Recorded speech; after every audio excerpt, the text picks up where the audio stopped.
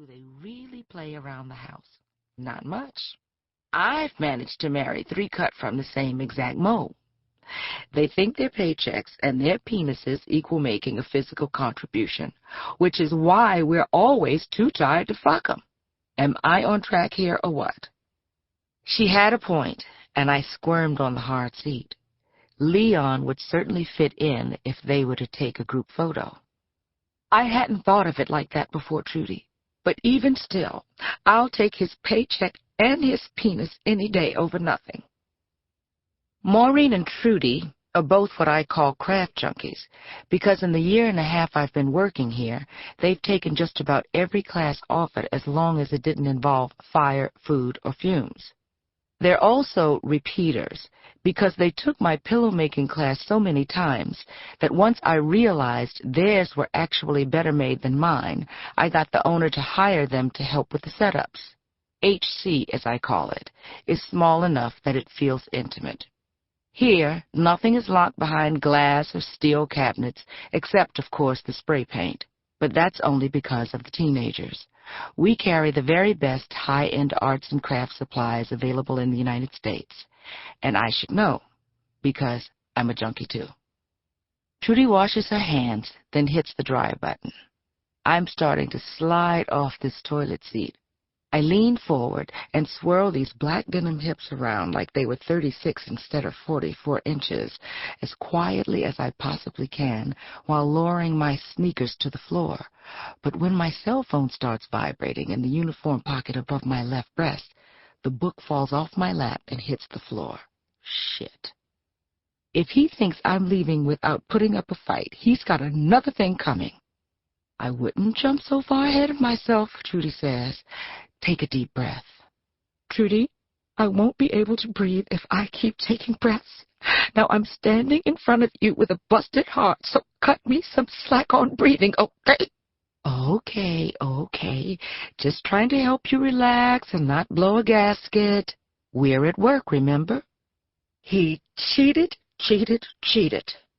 But don't you worry one bit, because he'll pay for it big time. Trudy says a little louder. I'm not sure if she's talking about karma, child support, or alimony.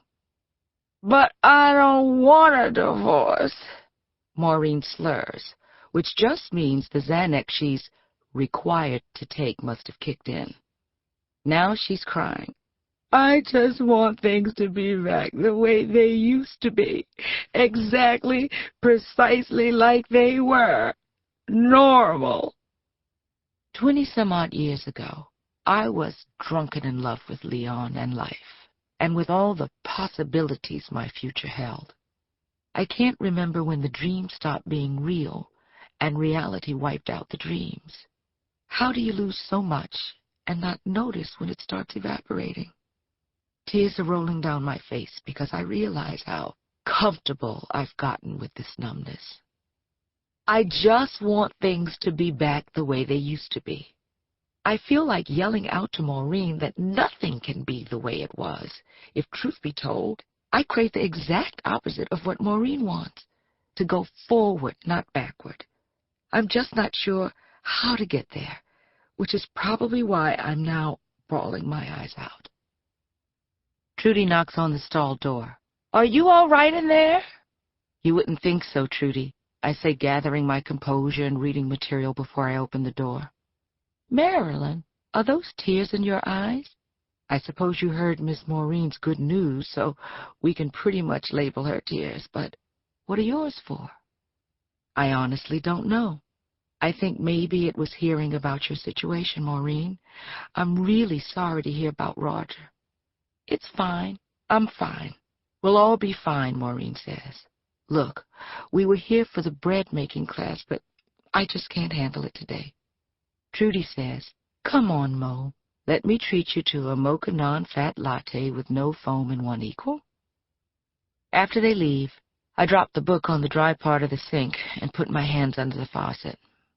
I look down at the silver stream that gushes out, but can still see a shadow of myself in the mirror above. If I look up, I'll see the truth in my eyes. What the hell am I doing here? Not in this store, but here in this world in Northern California in February 2004, worrying about my hormone level. Not only... I need to breathe to stop pretending. What I do know is that I'm 44 years old, that I have been attached to my husband and my kids for so long, I need to find out what kind of person I'm capable of being as Marilyn Dupree, and not just as Marilyn Grimes, mother and wife. But how do you make changes in your life without upsetting everything and everybody around you? I'm scared, but I have to do something, or the spirit I still have left is going to petrify. I just can't believe that I grew up and became one of those women who got married and had kids and forgot all about my personal dreams. They call us housewives, but contrary to popular belief, we're not all trophies like Maureen or as uneducated as Trudy, no malice intended. In fact, I did more than go to college. I got a degree, although I've almost forgotten what I majored in. Might as well have been Intro to First Husbands 101, Gordon, the soulmate I let get away. And after 2 summer sessions of nothing close to intimacy, was coerced into repeating the class and enrolled in Second Husbands 101A, Enter Leon. But then after I'd barely flipped my tassel and was taking a 1-year sabbatical before heading back to grad school, surprise, surprise, here comes what I thought was only going to be a temporary interruption. Daughter 101, Sabrina, who is now 22. Next came fraternal twin boys 202, Spencer and Simeon 19. Straight up and down computer and math nerds like their dad, who make sure buildings are built properly so they don't buckle during earthquakes. Leon helped build our house a century ago. It's big and boring. It's up in the Oakland Hills, in what has been renamed the fire area since in 1990 almost all the houses up here were lost, when some idiot set some eucalyptus trees on fire. Sometimes I wished ours had burned to the ground so we could start all over, but it didn't. Being a lifetime wife and mother has afforded me the luxury of having multiple and even simultaneous careers. I've been a chauffeur, a chef, an interior decorator, a landscape architect, as well as a gardener. I've been a painter, a furniture restorer, a personal shopper, a veterinarian's assistant, and sometimes a veterinarian. I've been an accountant, a banker, and on occasion a broker. I've been a beautician, a map, a psychic, Santa Claus, the Tooth Fairy, the TV guide, a movie reviewer, an angel, God, a nurse and a nursemaid, a psychiatrist and psychologist, evangelist. For a long time, I have felt like I inadvertently got my master's in how to take care of everybody except yourself, and a PhD in how to pretend like you don't mind. But I do mind. "Marilyn, are you still in there?" Trudy asked, sticking her head in the door. "You've got a phone call. It's your favorite person." Shit. "Line 3. Have a nice weekend, Marilyn. I'm out of here." I walk behind the framing counter and press the blinking red light. "Hello, Authorine. What's going on?" "Well, you know I wouldn't bother you at work if it wasn't important." "Has something happened? It's not the kids of Leon, is it?" "Hold your horses, child. The Lord says..."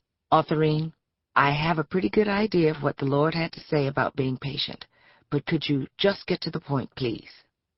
"Your doctor called and said you should call her." "Did she say why?" "They don't usually say why unless it's a matter of life and death, and we both know you aren't dying." "Did she leave a number?" "You want me to dial it for you and make this a 3-way? "Never mind. I forgot I've got it stored in my cell. Thanks for letting me know." "You're welcome. What time will you be getting home?" "The same time I always get home, Authorine, and plenty of time to pick you up from Bible study. But I'm going over to Bunny's tonight to play cards." "Well, guess what?" "I can't." "Peggy's daughter has offered to bring me home after Bible study." "Well, that's nice," I say, trying not to sound too relieved. "I sure wish I could manage to cook something, but my arthritis been acting up all week long, and it's hard for me to open a can." "Well, I wouldn't want you to strain yourself, Authorine. I'll pick up something on the way home." "Could it possibly be Mexican or Chinese. Goodbye, Audrey.